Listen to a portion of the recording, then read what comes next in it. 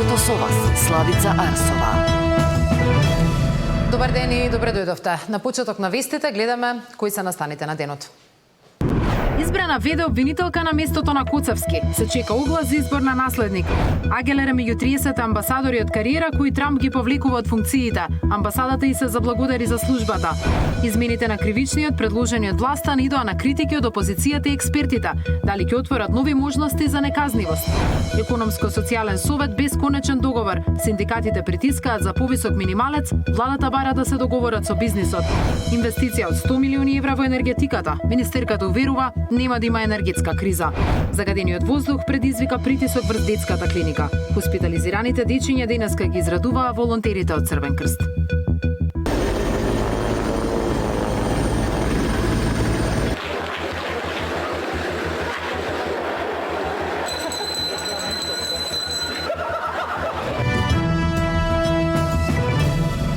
Овие вести во живо за одлуката на американскиот претседател Трамп да повлече 30 амбасадори од кариера низ светот, меѓу кои и амбасадорката во Македонија.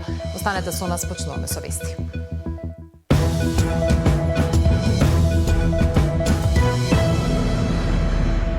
Републичкото јавно обвинителство доби ново привремено раководство. Советот на јавни обвинители едногласно ја избра Анита Топалова-Исајловска за веде државен јавен обвинител по оставката на Љупчо Коцевски. Таа ќе извршува функцијата најмногу 6 месеци, додека паралелно ќе тече постапката за избор на нов прв обвинител на државата. Зоран Јаневски има детали за неа и незината кариера.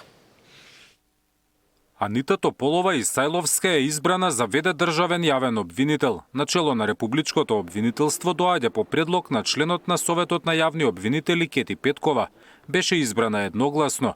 На функцијата може да остане најдолго 6 месеци. Тргнав од еден принцип да го предложам за вршител на должноста заменикот на републичкиот јавен обвинител, кој што овие години додека му траеше мандатот, ја обавуваше функцијата заменик. Тоа е јавниот обвинител во републичкото јавно обвинителство Анита Тополова-Исајловска. Предлогот го ставам на гласње. Кој е за? Констатирам дека едногласно е избрана. Тополова-Исајловска работи во државното јавно обвинителство и според законите веде обвинител се избира само од редот на обвинителите во тоа јавно обвинителство. Незиното назначување следи по оставката на Љупчо Коцевски, за кого се бараше разрешување. Во конкретен случај колегата си даде оставка, каде собранието го констатираше оставката на колегата, ние сме согласно закон обврзани да има континуитет на работата на републичкото јавно обвинителство, да избираме вршител на должност. Исајловска речиси 10 години работи во државното јавно обвинителство. Таа лани од Врховниот суд побара укинување на обвинението за случајот Талир на поранешното специјално јавно обвинителство. Сметала дека е незаконско обвинението заради начинот на прибирање на доказите и рокот во кој тоа било поднесено. Врховен го одби предлогот и продолжи судењето. Додека Тополова-Исајловска ќе извршува веде функцијата републички обвинител, ќе се спроведува и постапката за наследник на Коцевски. Откако владата ќе побара собранието да распише оглас, во рок од 15 дена право да конкурираат имаат обвинители и судии и кривичари со најмалку 10 години работен стаж. Од кандидатите кои ќе бидат позитивно оценети, владата му предлага на собранието еден кандидат за чиј избор е потребно да гласаат најмалку 61 пратеник. Зоран Јаневски, Сител телевизија. Македонија и Албанија со години заедно чекореа кон Европската унија, но денес, кога Тирана веќе води формални преговори, има отворено 34 поглавја, албанската министерка за Европа допатува со порака дека не поддржува на европскиот пат. Од македонска страна повторена подготвеноста за разговори со Бугарија, но со јасен став дека без институционални гаранции за заштита на идентитетот и историјата нема уставни измени. Откако се раздвоја на европскиот пат, сега Албанија ја поддржува европската интеграција на Македонија. Албанската министерка за Европа, која е во официјална посета на земјава, вели двете држави делат иста иднина, а Македонија со зајакнати европски институции ќе значи и сигурност за целиот регион. Според Спиро Пали, Албанија, која за само 13 месеци успеа да отвори 34 поглавја, докажа дека е на вистинскиот пат. Сепак Албанија во моментов нема конкретни бројки, дали ваквиот успех на европскиот пат ги зголемува барањата за државјанство од албанците од Македонија. И овој процес не го гледаме како надпревар помеѓу земјите кандидатки, туку како пат кој што го одиме заеднички, дестинација која е неизбежна и природна припадност на нашите народи. Албанија го поддржува интегрирањето на Македонија во Европската унија, затоа што делиме заедничка иднина и затоа што овде живе еден државотворен народ кој што постигна 33% според последниот попис. Министерот Муцунски пак вели дека Македонија е подготвена уште утре да седне на разговори со Бугарија за да ги надмине непринципилните блокади на европскиот пат. Повтори дека без никаква форма на институционални гаранции дека македонската историја и идентитет нема да бидат предмет на преговори, власта нема да ги внесе бугарите во уставот. Според Муцунски, радува фактот што се повеќе земји членки и европски институции ги разбираат ваквите македонски позиции, но не сакаше да открие каков одговор добиле при последната посета на Брисел. И од наша страна има подготвеност уште утре да седнеме и да разговараме и да дискутираме како ќе ја одблокираме оваа непринципилна блокада која што и се прави на нашата држава. Не планираме да создадеме ќорсакак како што создадоа нашите претходници. Комплексноста во целата ситуација е внатрешно политичката состава во Бугарија. И затоа сме максимално внимателни во сето тоа што ќе го кажеме јавно. Муцунски и Спиропали на денешните средби ги потврдија одличните односи помеѓу двете држави, со посебен акцент на зајакнувањето на економската соработка, особено во реализацијата на проектите од Коридорот 8, зајакнувањето на трговската размена и проширувањето на соработката во енергетиката. Откако Албанија отвори конзулат во Струга, се очекува следната година да се отвори македонски конзулат во Корча. Деспина Тодоровска, Сител телевизија. Измените на кривичниот законник со кои власта најавува корекција на контроверзното намалување на казните од 2023 може да ја одложат одлуката на Уставниот суд за укинување на тие одредби. Судот размислува прво да им даде шанса на собранието да ги донесе новите измени, пошто би можела да биде повлечена и постапката за оценка на уставноста. Иако власта тврди дека со предлогот се враќаат построги казни за корупција, опозицијата, левица и дел од експертската јавност предупредуваат дека се отвораат нови правни ризици и можности за неказнивост. Измените на власта на кривичниот законник со кој треба да се поправи грешката од 23-та за драстично намалување на казните за злоупотреби направени од функционери. Веројатно во среда ќе ја одложи одлуката на Уставниот суд за укинување на овие спорни одредби. Според информации од судот се размислувало прво да му се даде шанса на собранието да ги донесе ваквите измени и доколку тоа се случи да биде повлечен и предлогот за оценување на уставноста на измените од 23-та. Одуставен официјално не ја исклучуваат ваквата можност. Предметот беше тема на разговор на денешниот состанок на судиите. Меѓутоа, одлука ќе биде донесена во среда, за кога овој предмет е ставен на дневен ред, велат оттаму.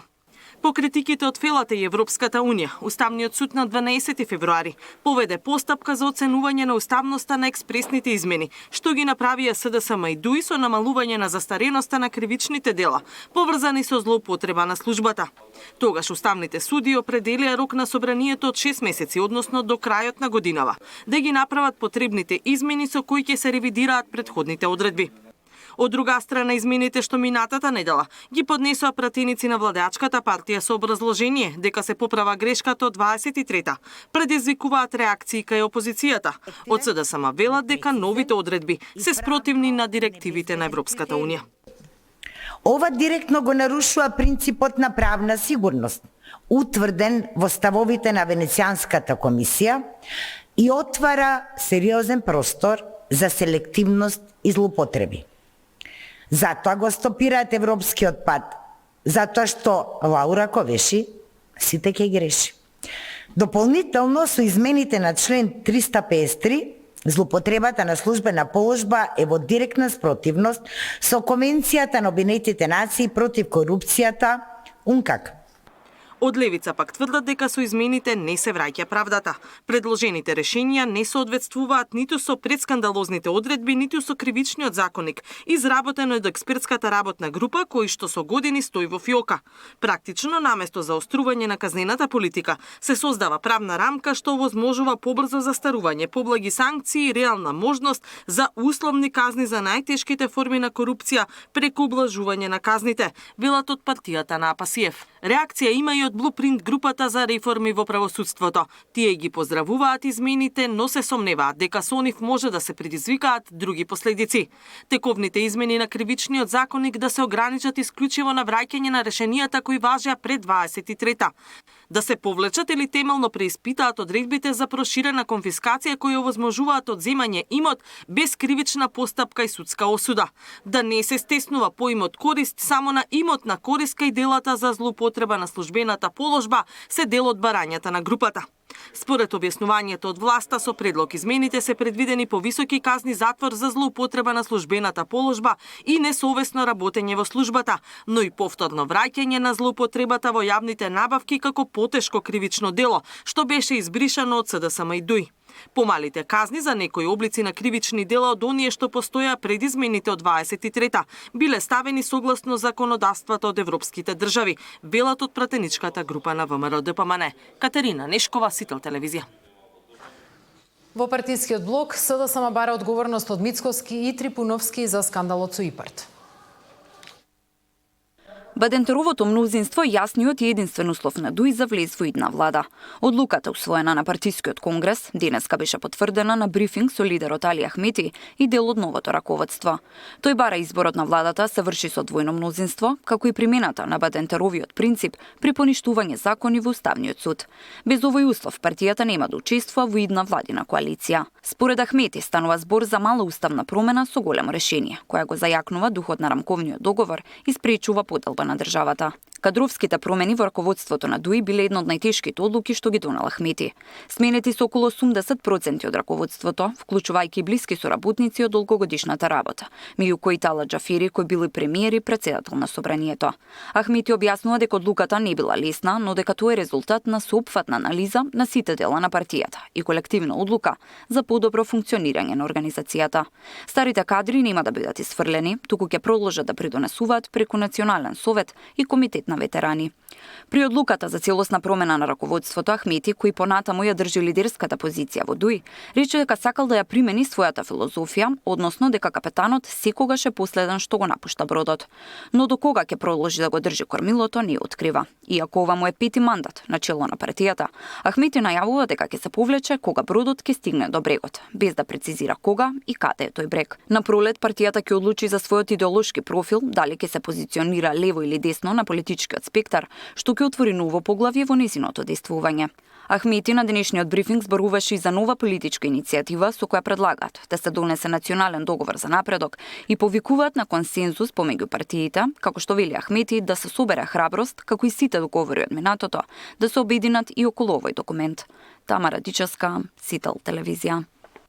Тоа бе информациите од денешниот брифинг на ДУИ во продолжение за меѓусебните обвинувања од ВМРО-ДПМН и СДСМ. Изолација од Европската Унија. 10 дена власта молчи за оваа одлука. Европа реагира и испраќа јасна порака дека корупцијата на ДПМН не се толерира, одговорност мора да има. Ова е најголемиот скандал со европски пари во Македонија. Загрозени се 130 милиони евра од ИПАРТ 3 пари за земјоделците. СДС и ДУИ да не молчат, туку да одговорат каде завршиле овие испрани 2 милиони евра. Дали лица од тогашниот врв на СДС и ДУИ имаат вмешано прсти во случајот? Дали парите завршиле на Мала Речица или во Бикачка? И зошто и СДС и ДУИ молчат и не се оградуваат од случајот? Јавноста заслужува одговори, а јавното обвинителство да си ја врши работата независно и одговорно.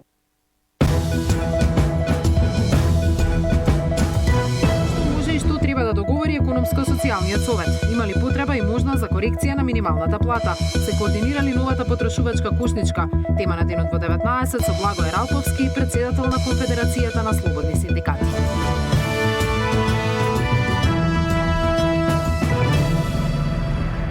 Нема договор за интервентно зголемување на минималната плата. Синдикалците од ССМ излегоа незадоволни од состанокот на Економско-социјалниот совет, обвинувајќи дека владата воопшто не планира расправа за животниот стандард. Од владата порачуваат дека зголемување ќе има само ако се договорат работодавачите и работниците, додека бизнис заедницата предупредува дека нагло зголемување на платите може да ја загрози економијата. Се договоривме дека ќе се договараме. Нема интервентно зголемување на минималната плата. На последниот состанок на Економско-социјалниот совет за годинава, Сојузот на синдикати незадоволен што точката за зголемување на минимална плата воопшто не беше во планот на владата. Поканата која ја добивме не беше во предвид да се дискутира за унапредување на животниот и работничкиот стандард на работниците, ниту на граѓаните. И бевме изненадени од таквата покана, веројатно некој сакаше да си честитаме нова година денес. Сепак, на барањето на ССМ точката за минимална плата беше ставена на дневен ред, но без успех. Трендафилов вели, никој не сака да ги слушне аргументите на синдикатот. Ги побивме сите досегашни тези на работодавачите, како и на представниците на владата, меѓутоа тие аргументи за нив не беа доволни. Анкетата која спроведе ССМ од 1600 испитаници исто така не беше репрезентативен примерок. Тоа што Македонија има најниска минимална и најниска просечна плата, односно ако има дно, многу пати кажуваме сме под дното и тоа не е доволно. Ставот на владата е јасен. Ако работниците и работодавачите се договорат, тие немаат проблем за интервентно зголемување на минималната плата. Ние како влада никогаш не сме биле против зголемувањето на минималната плата. Според сите параметри што ги гледаме, економските параметри, не покажува дека треба да интервенираме директно, пошто ќе се соочиме со зголемување на инфлацијата, ќе се соочат малите и средните предпријатија со економски, финансиски проблеми, каде што ќе бидат наведени да ги напуштат од работните места вработените, кои што не е интерес ниту во вработените, ниту во целата држава. Профитабилноста на македонските бизниси е меѓу 2 и 5%, вели председателот на Бизнис Конфедерацијата на Македонија. Поради тоа, во овој момент, енормно зголемување на минималната плата не би било добро за државата. Сепак, оттаму дале предлог преку законски измени да се интервенира во одредени сектори. Еден од предлозите на Бизнис Конфедерација на Македонија во рамки на Законот за работни односи да се прошири колективното договарање со што ќе се вклучи и минималната плата, особено во одредени сектори. Нашиот предлог е дека со договарањето на минимална плата во одредени сектори може да се намалат и злоупотребите. Министерот Дурмиши вели дека Министерството за економија се уште ја нема изготвено минималната кошница. Прашан дали државата планира новогодишна или божикна кошница, како што имаше во минатото, Дурмиши рече дека за сите прашања надвор од темата ќе одговорил во среда на брифинг со новинарите. Даниел Василев, Сител телевизија. Владата најави инвестиција од речиси 100 милиони евра во енергетскиот сектор со изградба на фотоволтаична централа Битола 3 и ревитализација на 2 хидроелектрани. Проектот ќе се финансира преку кредити од Германската развојна банка, КФВ и Европската банка за обнова и развој, а средствата ќе ги повлече ЕСМ. Новата фотонапонска централа треба да придонесе за зголемување на домашното производство на електрична енергија и намалување на увозната зависност, додека обновата на хидроелектраните ќе го продолжи нивниот работен век и ќе ја зголеми ефикасноста. Инвестицијата има и економски ефект преку ангажман на домашни компании и отворање нови работни места, велат од владата, а целта е поголема енергетска сигурност и стабилност на долг рок. Без енергетска независност и стабилност не можеме да ја развиваме економијата на начин на кој што ние имаме амбиција да ја развиваме.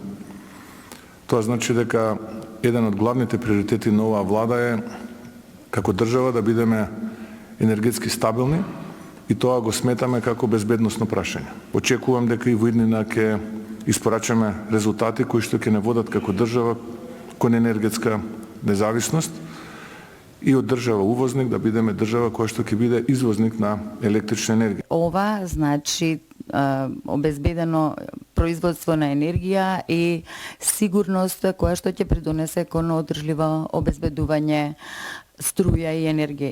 Битола 3 ќе добие дополнителен капацитет со кој што ќе се произведат речиси 181 мегавати на почиста енергија и ќе се намалат голем број тони на емисии на CO2.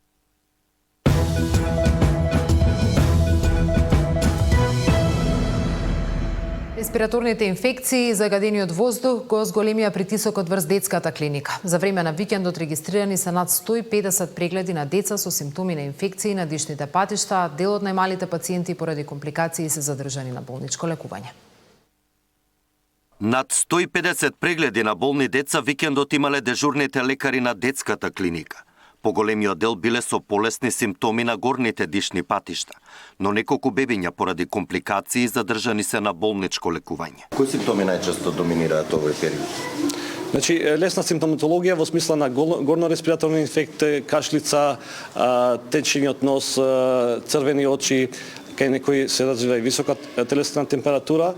Меѓутоа, најголем дел се третираат симптоматски, доколку има долно-респираторни симптоми во смисла на пневмонија, наод, белодробен и така натаму, се хоспитализираат и добиваат соодветен третман. Загадениот воздух деновиве според педиатрите дополнително им ја влошувал состојбата на болните деца. Секако, значи, загадувањето влијае, особено кај помалите деца. Ние ги препорачуваме тие превентивни мерки за хигиена и лична заштита, особено за школските деца кои контактираат со своите врсници во училиште. Доколку имаат симптоми на грип и состојби слични на грип, треба да останат дома за да се штитат себе си и другите луѓе и да се избегнуваат, значи, престои во градинки, во места каде има луѓе кои имаат симптоми на грип. Инаку неделно на детската клиника кај 5 до 6 дечиња изолираат грип, најчесто инфлуенца тип А. Александар Динев, Сител телевизија. Стотина дечиња пред новогодишните празници поради болест ги минуваат на детската клиника. За да изнудат детска насмевка, волонтерите на Црвениот крст Скопје традиционално 8 година поред, маскирани во костими на омилените суперхерои од цртаните филмови, се спуштија со јаже по зградата и поделија подароци на хоспитализираните дечиња на клиниката. Оваа година со поддршка на хеликоптерската единица на МВР, Дедо Мраз и дел од детските јунаци слетаа со хеликоптер на клинички.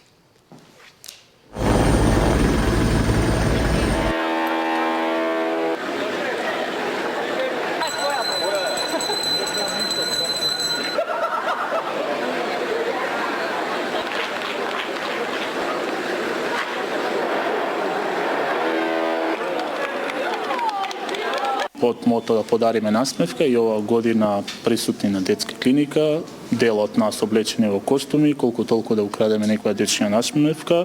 Нема нешто поубаво кога сега ќе ги видите лицата на децата кои нажалост овие последни новогодишни, предновогодишни денови ќе ги поминат можеби во болнички постели. Се надевам дека им посакуваме што е можно побрзо да го напуштат овој објект. Морам да напоменам дека ова е продукт, односно производ волонтерски. А во Централниот дневник фокус на стандардот на работниците и животниот стандард на граѓаните со Благојар Алповски од КСС. Останете со нас, се гледаме во Централниот дневник.